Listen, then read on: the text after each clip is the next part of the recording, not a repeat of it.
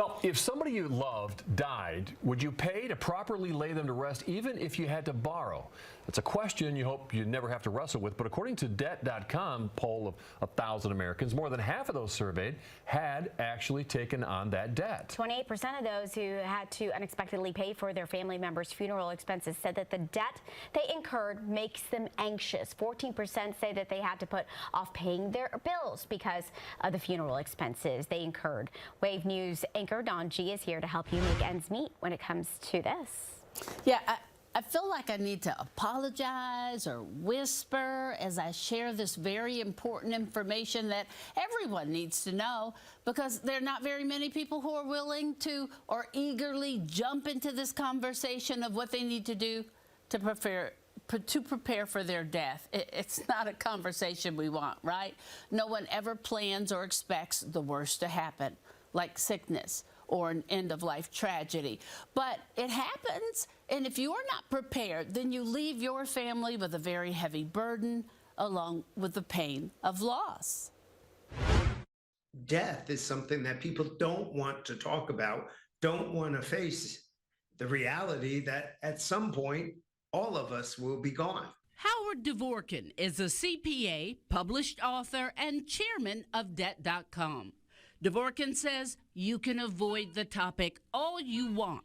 The fact of the matter is, you're going to pass. This conversation is not meant to be morbid, but even megastars like Chadwick Boseman, James Brown, Whitney Houston, and Aretha Franklin made the mistake of not having their financial matters in order when they died. They may have had money, but they didn't have a proper will, and their financial matters ended up in the messy process of probate.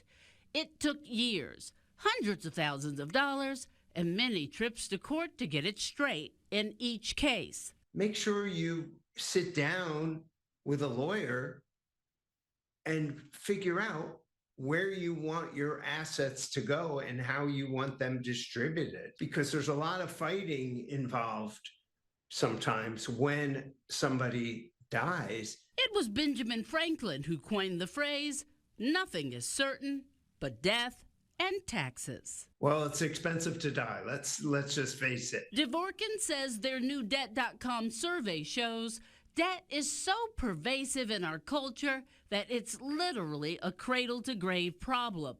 Their poll shows 3 in 10 Americans go into debt to pay for family members' funerals. More than 50% of the time, it goes on high interest-bearing credit cards, which can take you years and years to pay. Let your family know if you have life insurance, which will pay a lump sum amount to your designated beneficiaries when you die, or burial insurance, which is a life insurance policy specifically intended for your death-related expenses. Make sure that the insurance premiums, if I do have life insurance, are paid in full. Try to prepare for it.